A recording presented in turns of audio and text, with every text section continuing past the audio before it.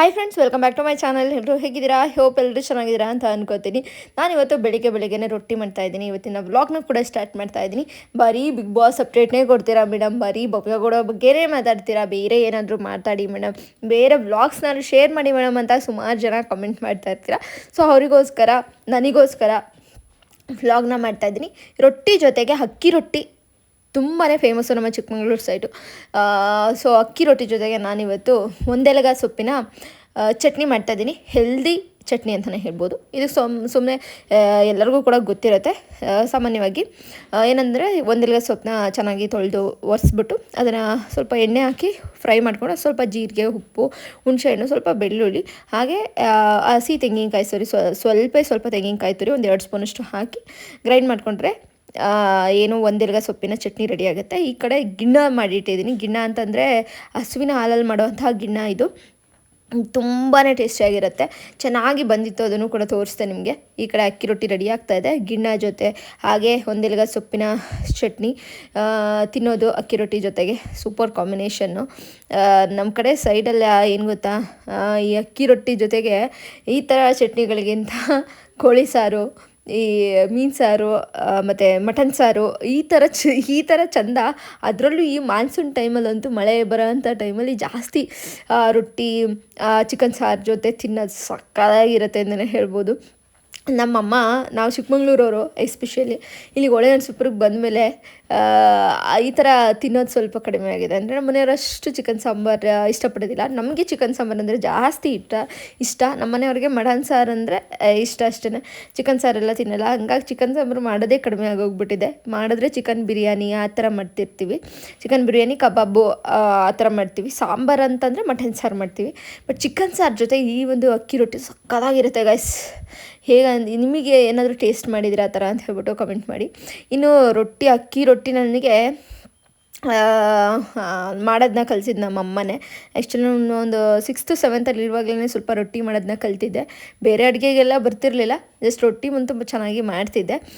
ಇನ್ನು ಗಿಣ್ಣ ಜೊತೆ ನೋಡಿ ಅಕ್ಕಿ ರೊಟ್ಟಿ ಏನು ಸಕ್ಕತ್ತಾಗಿತ್ತು ಅಂದರೆ ಗಿಣ್ಣ ಸ್ವೀಟ್ ಎಲ್ಲನೂ ಕೂಡ ಕರೆಕ್ಟಾಗಿ ಬಂದಿತ್ತು. ನಮ್ಮನೆ ಪಕ್ಕದ ಮನೆಯವರು ಕೊಟ್ಟಿದ್ದರು ಗೀಬಾಲು ಮತ್ತು ಏನು ಹಾಲು, ಹಸುವಿನ ಏನೋ ಕರು ಹಾಕಿದಾಗ ಮೊದಲನೇ ಹಾಲು ಬರುತ್ತಲ್ವ, ಅದು ಜೊತೆಗೆ ಹಾಲು ಕೊಟ್ಟಿದ್ದರು. ಸೊ ಹಂಗಾಗಿ ನೈಟೇ ಗಿಣ್ಣ ಎಲ್ಲ ಮಾಡಿಟ್ಟಿದ್ದೆ. ಸೊ ಆ ಗಿಣ್ಣ ತಿಂದ್ವಿ ರೊಟ್ಟಿ ಜೊತೆಗೆ.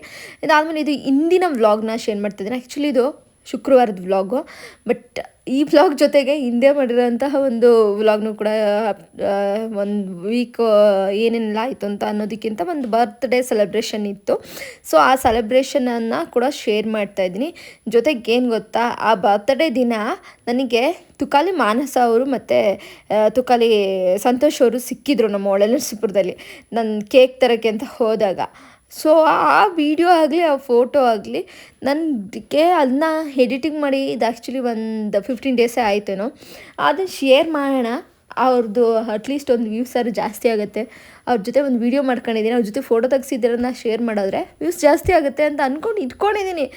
ಯಾವುದೋ ಮಯದಲ್ಲಿ ಆ ಫೋಟೋನೇ ಡಿಲೀಟ್ ಆಗಿದೆ, ಆ ವೀಡಿಯೋನೂ ಡಿಲೀಟ್ ಆಗಿಬಿಟ್ಟಿದೆ. ತುಕಾಲಿ ಮಾನಸ ಅವ್ರ ಜೊತೆ ಮಾತಾಡಿದ್ದೆ, ತುಂಬಾ ಚೆನ್ನಾಗಿ ಮಾತಾಡಿದರು. ಅವರು ಮಾತಾಡ್ಸಿದ್ರು ಚೆನ್ನಾಗಿ. ಆ್ಯಂಡ್ ಅವ್ರ ಜೊತೆ ಸೆಲ್ಫಿ ಎಲ್ಲ ತೊಗೊಂಡಿದ್ವಿ, ಮಕ್ಕಳು ನಾವು ಎಲ್ಲನೂ ಕೂಡ. ನಾನು ಫಸ್ಟ್ ಟೈಮ್ ಅಂದರೆ ಇಲ್ಲೇ ಓಡಾಡ್ತಿರ್ತಾರಂತೆ ಹೊಳೆನರಸೀಪುರದಲ್ಲಿ. ಅವ್ರದ್ದು ಊರು ಬಂದುಬಿಟ್ಟು ಹೊಳೆನರಸೀಪುರದ ಹತ್ರನೇ ಎಲ್ಲೋ ಹಳ್ಳಿ ಅನಿಸುತ್ತೆ. ಸುಮಾರು ಸಲ ಹೊಳೆನರಸೀಪುರದಲ್ಲಿ ಓಡಾಡ್ತಿದ್ರು, ಬಟ್ ನನಗೆ ಫಸ್ಟ್ ಟೈಮ್ ಸಿಕ್ಕಿದ್ರು. ಹತ್ರದಿಂದ ನೋಡಿದ್ದೆ, ಮತ್ತು ಅವ್ರನ್ನ ಮಾತಾಡಿ ವಿಶ್ ಮಾಡಿ, ಮತ್ತು ಬಿಗ್ ಬಾಸಲ್ಲಿ ನೀವು ಚೆನ್ನಾಗಿ ಇದ್ರಿ, ಬಟ್ ಇನ್ನೊಂದು ದಿನ ಇರಬೇಕಾಗಿತ್ತು ಹಾಗೆ ಹೀಗೆ ಅಂತೆಲ್ಲ ಕೂಡ ಮಾತಾಡಿದೆ. ಆ ವೀಡಿಯೋ ಎಲ್ಲ ಇತ್ತು. ನನ್ನ ಗ್ರಾಚಾರಕ್ಕೆ ಆ ವೀಡಿಯೋನ ಡಿಲೀಟ್ ಆಗಿದೆ ಗೈಸ್. ಬಿಗ್ ಬಾಸ್ ತುಕಾಲಿ ಮಾನಸ 11 ನಾನು ಸ್ಟಾರ್ಟ್ ಮಾಡಿದ್ದೆ ಬಿಗ್ ಬಾಸ್ ರಿವ್ಯೂ ತುಕಾಲಿ ಮಾನಸ ಅವರ ವೀಡಿಯೋದಿಂದನೇ. ಅವರೇ ಸಿಕ್ಕಿದ್ರು, ಅವ್ರ ವೀಡಿಯೋದಿಂದನೇ ನನಗೆ ಡಿಲೀಟ್ ಆಗಿಬಿಡ್ತಲ್ಲ. ಅವ್ರ ಜೊತೆ ಮಾತಾಡಿರೋ ವೀಡಿಯೋ. ನನಗೆ ಗ್ರಾಚಾರ ಸರಿ ಇಲ್ಲ ಅಂದ್ಕೊಂಡ್ಬಿಟ್ಟು ಎಷ್ಟು ಹುಡುಕಿರೂ ಸಿಕ್ಕಲಿಲ್ಲ, ಡಿಲೀಟ್ ಆಗಿಬಿಟ್ಟಿದೆ. ಹೆಂಗೆ ಡಿಲೀಟ್ ಆಯಿತು ಅಂತಲೂ ಗೊತ್ತಿಲ್ಲ. ಅದು ಮೆಮೊರಿ ಫುಲ್ ಆಗೋ ಅಥವಾ ಏನೋ ಗೊತ್ತಿಲ್ಲ, ಡಿಲೀಟ್ ಆಗಿಬಿಟ್ಟಿದೆ. ಏನು ಮಾಡೋದಕ್ಕಾಗೋದಿಲ್ಲ. ಬರ್ತ್ಡೇ ಸೆಲೆಬ್ರೇಷನ್ಗೆ ಬರ್ತ್ಡೇ ಗರ್ಲ್ ಯಾರಪ್ಪ ಅಂದರೆ ನಮ್ಮ ಅಕ್ಕ. ಅವರು ಕೂಡ ರೆಡಿ ಆಗ್ತಾ ಇದ್ದಾರೆ. ನಮ್ಮ ಮಕ್ಕಳು ಕೂಡ ಎಲ್ಲ ರೆಡಿ ಮಾಡಿಬಿಟ್ಟು ಮಕ್ಕಳೆಲ್ಲನೂ ಕೂಡ ಪ್ರಿಪ್ರೇಷನ್ ಕೂಡ ಮಾಡ್ಕೊಬಿಟ್ಟಿದ್ರು ಎಲ್ಲನೂ ಕೂಡ. ನಂದೇನೂ ಇಲ್ಲ ಇದರಲ್ಲಿ. ಬರ್ತ್ಡೇಲಿ ಒಂದು ಗಿಫ್ಟು ಕೂಡ ತಗೊಂಡೋಗಿಲ್ಲ. ನಾನು ವೀಡಿಯೋ ಮಾಡ್ಕೊತಾ ಇದ್ದೀನಿ ಚೆನ್ನಾಗಿ ಅಷ್ಟೇ, ವ್ಲಾಗ್ ಮಾಡ್ಕೊತಾ ಇದ್ದೀನಿ. ಏಕೆಂದರೆ ನನಗೆ ಪ್ಲ್ಯಾನ್ ಇರಲಿಲ್ಲ. ಅವರೇ ಕೇಕ್ ತಂದಿದ್ರು. ಕೇಕ್ ತರಕೊಂಡು ಬನ್ನಿ ಮಮ್ಮಿ ಅಂತ ಕರ್ಕೊಂಡು ಹೋಗಿದ್ರು. ಸೊ ಬರ್ತ್ಡೇ ಮಾತ್ರ ತುಂಬಾ ಚೆನ್ನಾಗಿ ಮಾಡಿದರು ಮಕ್ಳುಗಳು ಸೇರಿಕೊಂಡು. ನಮ್ಮ ಅಕ್ಕನ ಮಕ್ಕಳು ಇರ್ಬೋದು, ನನ್ನ ಮಗ ಇರ್ಬೋದು.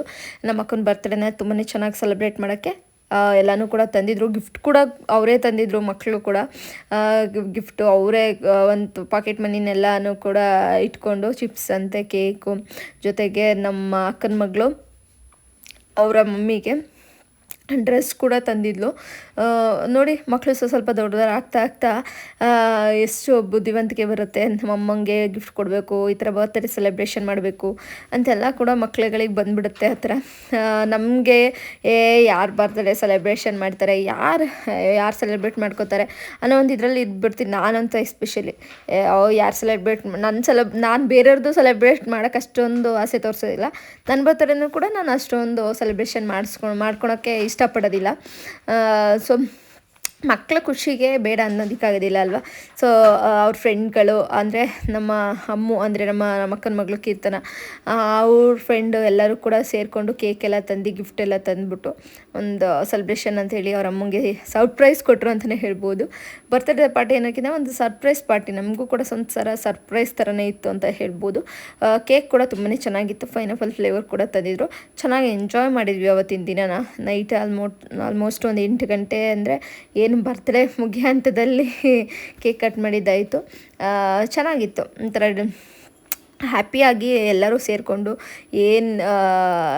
ಇದ್ರೂ ಕೂಡ ಒಂದು ಬರ್ತ್ಡೇ ಅಂತ ಅಂದಾಗ ಸೆಲೆಬ್ರೇಷನ್ ಮಾಡೋವಂಥದ್ದು ಒಂಥರ ಖುಷಿ ಕೊಡುತ್ತೆ ಅಂತ ಹೇಳ್ತೀನಿ. ಇನ್ನು ನಾನು ಏನು ಅಂಥ ಸೀರಿಯಸ್ ಆಗಿ ರೆಡಿಯಾಗಿಲ್ಲ, ಒಂದು ಸ್ವಲ್ಪ ನಿದ್ದೆ ಮೂಡಲ್ಲೇ ಇದ್ದೆ ಅಂತ ಹೇಳ್ಬೋದು. 8-8:30 ಆಗಿತ್ತು, ನಿದ್ದೆ ಮೂಡಲ್ಲಿದ್ದೆ ನಾನು. ಕರೆದ್ರಲ್ಲ ಅಂತ ಹೇಳ್ಬಿಟ್ಟು ಸ್ವಲ್ಪ ರೆಡಿಯಾಗಿಬಿಟ್ಟು ಹಾಗೆ ಹೋಗಿದ್ದೆ. ನೋಡಿ ನಾನು ಈಗ ಕಾಣಿಸ್ತಾ ಇದ್ದೀನಿ ಅಂತೇಳಿ ಕಮೆಂಟ್ ಮಾಡಿ. ಮತ್ತು ನಮ್ಮ ಮಕ್ಕಳು ಕೂಡ ಈಗ ರೆಡಿಯಾಗಿದ್ದರು, ಫುಲ್ ಎಕ್ಸೈಟೆಡ್ ಆಗಿದ್ದರು. ನಮ್ಮ ಮಮ್ಮಿಗೆ ಸರ್ಪ್ರೈಸ್ ಕೊಡ್ತಾಯಿದ್ದೀವಿ ನಾವು, ನಮ್ಮ ಮಮ್ಮಿ ಗಿಫ್ಟ್ ನೋಡಿದಾಗ ಯಾವ ಥರ ರಿಯಾಕ್ಷನ್ ಮಾಡುತ್ತೆ ಅಂತೆಲ್ಲನೂ ಕೂಡ ಇದು ಮಾಡ್ತಿದ್ರು. ಫೈನಲಿ ಬರ್ತ್ಡೇ ಎಲ್ಲ ಸೆಲೆಬ್ರೇಷನ್ ಮುಗಿಸ್ಕೊಂಡು, ನಮ್ಮಲ್ಲಿ ಪಕ್ಕ ಮನೆಯಲ್ಲೇ ಅಲ್ವಾ, ಮುಗಿಸ್ಕೊಂಡು ಮನೆಗೆ ಬಂದ್ವಿ ಅಷ್ಟೇ, ಸಿಂಪಲ್. ಮತ್ತು ಫೋಟೋ ಸೆಷನ್ ಕೂಡ ನಡೀತಾ ಇತ್ತು. ನಾನು ಕೇಕ್ ಯಾವಾಗ ಕಟ್ ಮಾಡ್ತೀರಮ್ಮ ಅಂತ ವೆಯ್ಟ್ ಮಾಡ್ತಾಯಿದ್ರೆ ಅವ್ರ ಫೋಟೋ ಸೆಷನ್ನೇ ಆಗ್ತಿತ್ತು, ರೀಲ್ಸ್ಗಳು. ಈಗೆಲ್ಲ ಅದೇ ಅಲ್ವಾ, ಏನೇ ಬರ್ತ್ಡೇ ಸೆಲೆಬ್ರೇಷನ್ ಏನೇ ಇದ್ರೂ ಕೂಡ ಮೇಯ್ನ್ ಅದರಲ್ಲಿ ರೀಲ್ಸ್ ಇರುತ್ತೆ, ಇಲ್ಲ ಅಂದರೆ ಫೋಟೋ ಶೂಟ್ ಇರುತ್ತೆ, ಆ ಥರ ಇರುತ್ತೆ. ಸೊ ಈಗ ನಮ್ಮ ಭಾವ ಬಂದರು, ಈಗ ಇನ್ನೇನು ಕೇಕ್ ಕಟ್ ಮಾಡೋ ಸಮಯ ಅಂತ ಹೇಳ್ಬೋದು. ಭಾವ ಬಂದರು, ಸೊ ಅವರು ಕೂಡ ಫೋಟೋ ಶೂಟ್ ಮಾಡಿಸ್ಕೊತಾ ಇದ್ದಾರೆ, ಫೋಟೋ ತೆಗೆಸ್ಕೊತಾ ಇದ್ರು. ಅದನ್ನು ಕೂಡ 1-2 ಕ್ಲಿಪ್ಪಿಂಗ್ಸ್ ತೊಗೊಂಡೆ. ಇನ್ನು ಬಿಗ್ ಬಾಸ್ ಅಪ್ಡೇಟ್ ಕೂಡ ಕೇಳ್ತಾ ಇದ್ದಾರೆ, ಬಿಗ್ ಬಾಸ್ ಅಪ್ಡೇಟ್ ಕೊಡಿ ಮೇಡಮ್. ಮತ್ತು ಕರ್ಣ ಸೀರಿಯಲ್ ಎಪಿಸೋಡ್ ಬಗ್ಗೆ ರಿವ್ಯೂನ ಮಾಡಿಲ್ವಲ್ಲ ಮೇಡಮ್, ರಿವ್ಯೂ ಮಾಡಿ ಮೇಡಮ್, ಫಸ್ಟ್ ಎಪಿಸೋಡ್ ರಿವ್ಯೂ ಮಾಡ್ತೀನಿ ಅಂತ ಹೇಳಿದ್ರಲ್ವ ಅಂತ ಕೇಳಿದ್ರಿ. ಸೊ ಎಪಿಸೋಡ್ ರಿವ್ಯೂ ಮಾಡಬೇಕು, ನನಗೆ ಸ್ವಲ್ಪ ಬ್ಯುಸಿ ಇದೆ. ಸೊ ಹಂಗಾಗಿ ಹಳೆ ವೀಡಿಯೋಸ್ಗಳನ್ನ ಸ್ವಲ್ಪ ಶೇರ್ ಮಾಡ್ಕೊಂಬೋಣ, ಅದಾದಮೇಲೆ ಮತ್ತೆ ವ್ಲಾಗ್ನ ಮಾಡಿದ್ರಾಯಿತು ಅಂತ ಅಂದ್ಕೊಂಡು ಈ ವ್ಲಾಗಿಗೆ ಸ್ವಲ್ಪ ವಾಯ್ಸ್ ಓವರ್ ಕೊಟ್ಬಿಟ್ಟು ಈ ವ್ಲಾಗ್ನ ನಿಮಗೆ ಹಾಕ್ತಾಯಿದ್ದೀನಿ. ಸೊ ಇಷ್ಟ ಆಗುತ್ತೆ ಅಂತ ಭಾವಿಸ್ತೀನಿ. ನಮ್ಮ ಸೆಲೆಬ್ರೇಷನ್ ಸಿಂಪಲ್ ಅಂತಲೇ ಹೇಳ್ಬೋದು, ಸಿಂಪಲ್ ಆ್ಯಂಡ್ ಎಲಿಗೆಂಟ್. ಆ್ಯಂಡ್ ಇಷ್ಟೇ, ಫ್ಯಾಮ್ಲಿ ಒಟ್ಟಿಗೆ, ಮಕ್ಕಳ ಒಟ್ಟಿಗೆ ಅಷ್ಟೇ ಬರ್ತ್ಡೇ ಸೆಲೆಬ್ರೇಷನ್ ಇರುತ್ತೆ. ತೀರಾ ಹೋಟೆಲ್ಗೆಲ್ಲ ಹೋಗೋದು ಆ ಥರದ್ದೆಲ್ಲ ಏನಿರೋದಿಲ್ಲ. ಮನೇಲೇ ಸಿಂಪಲಾಗಿ ಕೇಕ್ ಕಟ್ ಮಾಡ್ತಾರೆ. ಮಕ್ಕಳು ಆಸೆಗೆ ಬೇಡ ಅನ್ನೋದು ಬೇಡ ಅಂತ ಅಂದ್ಕೊಂಡು ಕೇಕ್ ಕಟ್ ಮಾಡ್ತೀವಿ ಅಷ್ಟೇ. ಇನ್ನು ಸ್ವಲ್ಪ ಎಂಜಾಯ್ಮೆಂಟ್ ಇತ್ತು. ಬಿಗ್ ಬಾಸ್ ಅಂತಂದರೆ ನನಗೆ ಒಂಥರ ನಮ್ಮ ಫ್ಯಾಮಿಲಿಗೆ ಒಂಥರ ಇಷ್ಟ ಅಂತಲೇ ಹೇಳ್ಬೋದು. ಬಿಗ್ ಬಾಸ್ 1ಇಂದನೂ ಕೂಡ ನಾವು ಫಾಲೋ ಮಾಡ್ಕೊಂಬಂದಿದ್ದೀವಿ ಬಿಗ್ ಬಾಸ್ನ. ಹೇಳಬೇಕಂದ್ರೆ ಒಂದು ಸೀಸನ್ನು ಕೂಡ ಮಿಸ್ ಮಾಡಿಲ್ಲ. OTT ಸೀಸನ್ 1 ರೂಪೇಶ್ ಶೆಟ್ಟಿ ಅವ್ರು ಬಂದಿದ್ರಲ್ವ, ಆ ಸೀಸನ್ 1 ನಾವು ಮಿಸ್ ಮಾಡ್ಕೊಂಡಿದ್ದೀವಿ. ಅಷ್ಟು ಇಂಟ್ರೆಸ್ಟ್ ಕೊಟ್ಟು ನೋಡಲಿಲ್ಲ ಆ ಸೀಸನ್ 1, 9 ಅನಿಸುತ್ತೆ. ಆ ಸೀಸನ್ ಬಿಟ್ಟರೆ ಬೇರೆ ಎಲ್ಲ ಸೀಸನ್ ಕೂಡ ತುಂಬಾ ಇಂಟ್ರೆಸ್ಟಿಂಗಾಗಿ ನೋಡಿದ್ದೀವಿ. ಬಿಗ್ ಬಾಸ್ ಅಂತಲೇ ಒಂಥರ ಕ್ರೇಜ್ ಇಡೀ ಫ್ಯಾಮಿಲಿಗೆ ಅಂತ ಹೇಳ್ಬೋದು. ನಮ್ಮ ಅಮ್ಮ ಇರ್ಬೋದು, ನಮ್ಮ ಅಪ್ಪ ಇರ್ಬೋದು, ಪ್ರತಿಯೊಬ್ಬರೂ ಕೂಡ ಬಿಗ್ ಬಾಸ್ನ ಇಷ್ಟಪಡ್ತೀವಿ. ನಾವು ಅಂತಲ್ಲ, ಇಡೀ ಒಂದು 3 ತಿಂಗಳು ಎಲ್ಲ ಒಂದು ಲಕ್ಷಾಂತರ ಜನ ಬಿಗ್ ಬಾಸ್ ಫ್ಯಾನ್ಸ್ಗಳಿದ್ದಾರೆ. ಈ 3 ತಿಂಗಳು ಬೇರೆ ಏನೂ ನೋಡೋದಿಲ್ಲ, ಬಿಗ್ ಬಾಸ್ ಬಿಟ್ಟರೆ ಅಷ್ಟು ಬಿಗ್ ಬಾಸ್ಗೆ ಅಡಿಕ್ಟ್ ಆಗಿಬಿಟ್ಟಿರ್ತಾರೆ, ಆ ಥರ ಇರುತ್ತೆ. ಮತ್ತು ಇನ್ನು ಬಿಗ್ ಬಾಸಿಂದ ಬಂದಂತಹ ನಮ್ಮ ಭವ್ಯಗೌಡ ಇರ್ಬೋದು, ನಮ್ಮ ತ್ರಿವಿಕ್ರಮ್ ಇರ್ಬೋದು, ಇವರೆಲ್ಲರೂ ಕೂಡ ಒಂಥರ ಎಷ್ಟು ಕೆಲಸ ಮಾಡ್ತಾಯಿದ್ದಾರೆ ಈಗ ಬಿಗ್ ಬಾಸ್ ಆದಮೇಲೆ. ಅಂದರೆ ಅವ್ರಿಗೆ ತುಂಬ ಆಪರ್ಚುನಿಟಿ ಸಿಕ್ಕಿದೆ, ಫಿಲಮ್ ಮಾಡ್ತಿದ್ದಾರೆ, ಮತ್ತು ಧಾರಾವಾಹಿಲೂ ಕೂಡ ಎಷ್ಟು ಚೆಂದ ಕಾಣಿಸ್ಕೊಂಡಿದ್ದಾರೆ, ಆ್ಯಕ್ಟಿಂಗ್ ಕೂಡ ಎಷ್ಟು ಚೆನ್ನಾಗಿ ಮಾಡಿದ್ದಾರೆ ನಮ್ಮ ತ್ರಿವಿಕ್ರಮ್ ಅವರು. ಏನು ಮುದ್ದು ಸೊಸೆ ಸೀರಿಯಲಲ್ಲಿ ಒಂಥರ ಸರ್ಪ್ರೈಸ್ ಎಲಿಮೆಂಟ್ ಅಂತಲೇ ಹೇಳ್ಬೋದು. ತ್ರಿವಿಕ್ರಮ್ನ ನಾವು ಒಂದು ಹೀರೋ ರೇಂಜಲ್ಲಿ ನೋಡ್ತಾ ಇದ್ವಿ ಬಿಗ್ ಬಾಸಲ್ಲಿ. ಅದೇ ಈ ಈ ಒಂದು ಇದರಲ್ಲಿ ಮಂಡ್ಯ ಹೈದನ್ ರೀತಿಯಲ್ಲಿ ಒಂದು ಹೀರೋ ಗಿಂತನೂ ಒಂದು ಹೈ ಲೆವೆಲ್ ಕ್ರಿಯೇಟ್ ಆಗಿದೆ ಅಂತಲೇ ಹೇಳ್ಬೋದು.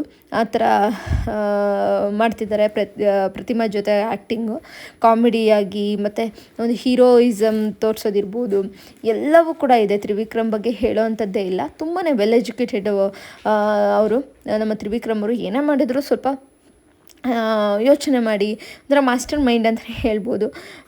ತ್ರಿವಿಕ್ರಮ್ ನಂತರ ನನಗೆ ಬಿಗ್ ಬಾಸಲ್ಲಿ ತುಂಬಾ ಜನಪ್ರಿಯತನ ಪಡ್ಕೊಂಡಿರೋದಂದರೆ ನಮ್ಮ ಭವ್ಯ ಗೌಡ ಇರ್ಬೋದು, ಮೋಕ್ಷಿತಾ ಇರ್ಬೋದು, ಶಿಶಿರ್ ಇರ್ಬೋದು, ಐಶ್ವರ್ಯ ಇರ್ಬೋದು, ಇವರೆಲ್ಲರೂ ಕೂಡ ಆ ಬಿಗ್ ಬಾಸಿಂದ ಬಂದ ಮೇಲೆ ಹೆವಿ ಬ್ಯುಸಿ ಆಗಿದ್ದಾರೆ ಅಂತ ಹೇಳ್ಬೋದು. ಎಲ್ಲರೂ ಕೂಡ ಒಂಥರ ಬ್ಯುಸಿ ಆ ಥರ ಇದ್ದಾರೆ, ಬ್ಯುಸಿ ಆಗಿದ್ದಾರೆ.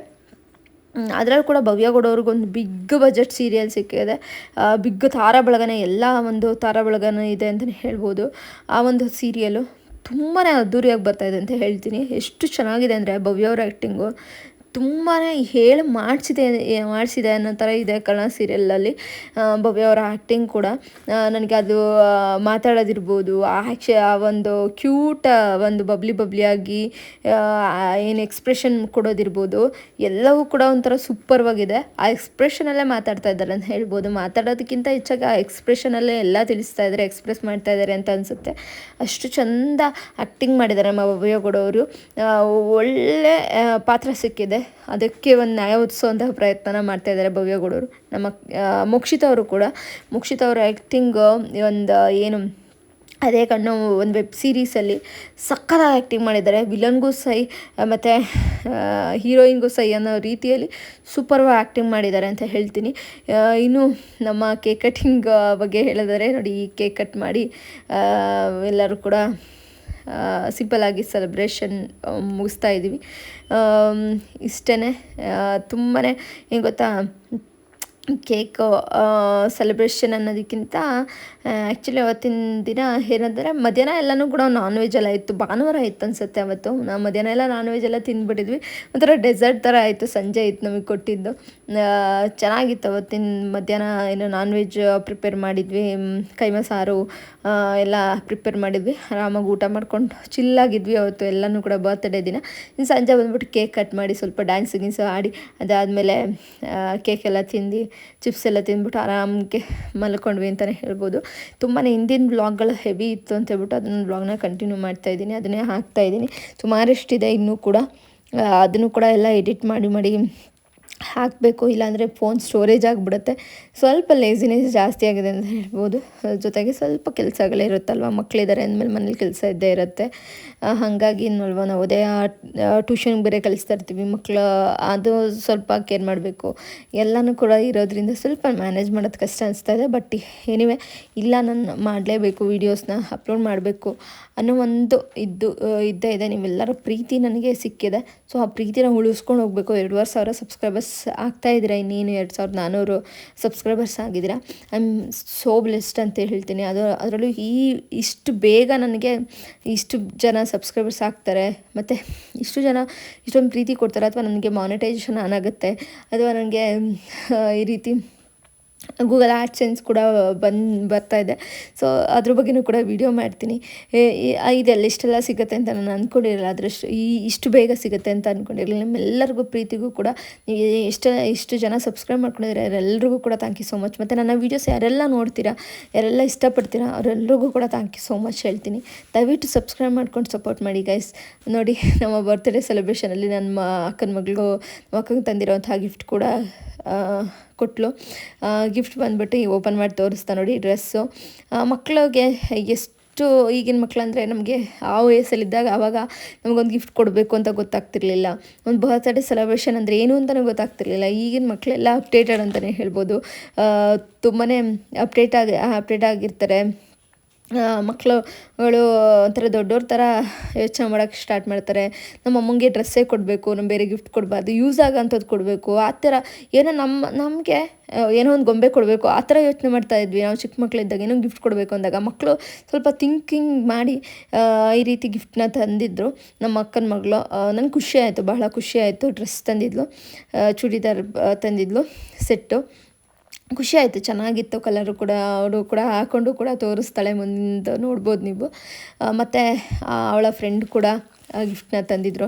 ನಮ್ಮ ಅಕ್ಕ ಫುಲ್ ಹ್ಯಾಪಿ ಅಂತಲೇ ಹೇಳ್ಬೋದು. ಇನ್ನು ನಮ್ಮ ಮನೆಯವ್ರ ಬರ್ತ್ಡೇ ಕೂಡ ಸೆಲೆಬ್ರೇಷನ್ ಮಾಡಿದ್ವಿ. ಆ ಬರ್ತ್ಡೇ ವ್ಲಾಗು ಕೂಡ ಇದೆ, ಅದನ್ನು ಕೂಡ ಶೇರ್ ಮಾಡ್ಕೊಬೇಕು ನಾನು. ಜಸ್ಟ್ ಇವಾಗ ನಮ್ಮ ಅಕ್ಕನ ಬರ್ತಡೇದನ್ನು ಕೂಡ ಇವತ್ತು ಎಡಿಟಿಂಗ್ ಮಾಡಿ ಶೇರ್ ಮಾಡ್ತಾಯಿದ್ದೀನಿ. ನಿಮಗೆ ಹೋಪ್ ಈ ವಿಡಿಯೋ ಇಷ್ಟ ಆಗಿರುತ್ತೆ ಅಂತ ಅನ್ಕೋತೀನಿ. ನಾನು ಸ್ವಲ್ಪ ವಾಯ್ಸ್ ಓವರ್ ಕೊಟ್ಟೆ, ಏಕೆಂದರೆ ಅಲ್ಲಿ ಸ್ವಲ್ಪ ಸಾಂಗ್ಸು ಅದು ಇದು ಕಿರ್ಚಾಟಗಳಿದ್ದೇ ಇರುತ್ತೆ. ಸೊ ಹಾಗಾಗಿ ನಾನು ವಾಯ್ಸ್ ಓವರ್ ಕೊಟ್ಟಿದ್ದೀನಿ ಅಷ್ಟೇ. ಎಲ್ಲರೂ ಕೂಡ ಕೇಕ್ ತಿಂದ್ವಿ. ಫೈನಲಿ ಇವತ್ತಿನ ಬರ್ತ್ಡೇ ಸೆಲೆಬ್ರೇಷನ್ ಸಿಂಪಲ್ಲಾಗಿ ಇದಾಗಿತ್ತು. ಕೆಲವೊಂದು ಫೋಟೋ ಸೆಷನ್ಸ್ಗಳು ಇತ್ತು, ಇದಾಗಿತ್ತು ಗೈಸ್. ನಿಮಗೆ ಯಾವ್ಯಾವ ಥರದ ವೀಡಿಯೋಸ್ಗಳನ್ನ ಇಷ್ಟಪಡ್ತೀರಾ ನನ್ನ ಒಂದು ಚಾನಲಲ್ಲಿ ಅನ್ನೋದನ್ನು ಕಮೆಂಟ್ ಮಾಡಿ. ಕುಕ್ಕಿಂಗ್ ಬ್ಲಾಗ್ ಬೇಕೋ ಅಥವಾ ಟ್ರಾವೆಲ್ ವ್ಲಾಗ್ ಬೇಕೋ, ಯಾವ ಥರದ ವೀಡಿಯೋಸ್ನ ನೀವು ಬಿಗ್ ಬಾಸ್ 12 ರಿವ್ಯೂ ಅಂತೂ ಇದ್ದೇ ಇರುತ್ತೆ. ಬಿಗ್ ಬಾಸ್ ರಿವ್ಯೂ ಅಂತೂ ನಾನು ಕೊಡ್ತೀನಿ ಮೋಸ್ಟ್ ಪ್ರಾಬಬ್ಲಿ. ಮತ್ತು ಬೇರೆ ಇನ್ನೇನ ಎಕ್ಸ್ಪೆಕ್ಟ್ ಮಾಡ್ತಾ ಇದ್ದೀರಾ ನನ್ನ ಚಾನಲಲ್ಲಿ, ಯಾವ ಥರದ ವೀಡಿಯೋಸ್ ನಿಮಗೆ ಇಷ್ಟ ಆಗುತ್ತೆ ನೋಡೋದಕ್ಕೆ ನನ್ನ ಚಾನಲಲ್ಲಿ ಅನ್ನೋದನ್ನು ನೀವು ಕಮೆಂಟ್ ಮಾಡಿ. ನಾನು ಅಂಥ ವೀಡಿಯೋಗಳನ್ನ ಮಾಡೋದಕ್ಕೆ ನಾನು ಟ್ರೈ ಮಾಡೋದಕ್ಕಿಂತ ನನ್ನ ಚಾನಲಲ್ಲಿ ಇಷ್ಟಪಡ್ತಾರೆ ಅದನ್ನು ಮಾಡೋದ್ರಿಂದ ನನಗೆ ವ್ಯೂಸು ಕೂಡ ಬರುತ್ತೆ ಮತ್ತು ನಿಮಗೂ ಕೂಡ ಇಷ್ಟ ಆಗುತ್ತೆ ನೋಡೋದಕ್ಕೆ. ಅದಕ್ಕೋಸ್ಕರ ಕೇಳ್ತಾ ಇದ್ದೀನಿ. ಸೊ ಯಾವ ಥರದ್ದು ವ್ಲಾಗ್ನ ಮಾಡಿದ್ರೆ ನಿಮಗೆ ಇಷ್ಟ ಆಗುತ್ತೆ ಅಂತ ಮರೀದೆ ಕಮೆಂಟ್ ಬಾಕ್ಸಲ್ಲಿ ಈ ಒಂದು ವೀಡಿಯೋಗೆ ಕಮೆಂಟ್ ಮಾಡಿ ಅಂತ ಕೇಳ್ಕೊತೀನಿ. ಮತ್ತು ನಮ್ಮ ಮನೇಲಿ ಈ ಥರ ಸಿಂಪಲ್ಲಾಗಿ ಬರ್ತ್ಡೇ ಬಗ್ಗೆ ಮತ್ತು ಈ ವಿಡಿಯೋ ಬಗ್ಗೆ ನಿಮ್ಮ ಅಭಿಪ್ರಾಯ ಏನು ಮರೀದೆ ಕಾಮೆಂಟ್ ಬಾಕ್ಸಲ್ಲಿ ಕಮೆಂಟ್ ಮಾಡಿ. ಈ ವಿಡಿಯೋ ಇಷ್ಟ ಆದರೆ ಗೊತ್ತಲ್ಲ, ಲೈಕ್ ಮಾಡಿ, ಶೇರ್ ಮಾಡಿ. ನನ್ನ ಚಾನಲ್ಗೆ ದಯವಿಟ್ಟು ಸಬ್ಸ್ಕ್ರೈಬ್ ಮಾಡ್ಕೊಳ್ಳಿ ಗೈಸ್. ಬಾಯ್. ಮತ್ತೊಂದು ಇಂಟ್ರೆಸ್ಟಿಂಗ್ ವ್ಲಾಗ್ ಜೊತೆ ಬರ್ತೀನಿ ಸ್ನೇಹಿತರೆ. ನಿಮ್ಮೆಲ್ಲರಿಗೂ ಕೂಡ ಇಷ್ಟ ಆಗಿರುತ್ತೆ ಅಂತ ಅನ್ಕೋತೀನಿ. Bye guys, love you.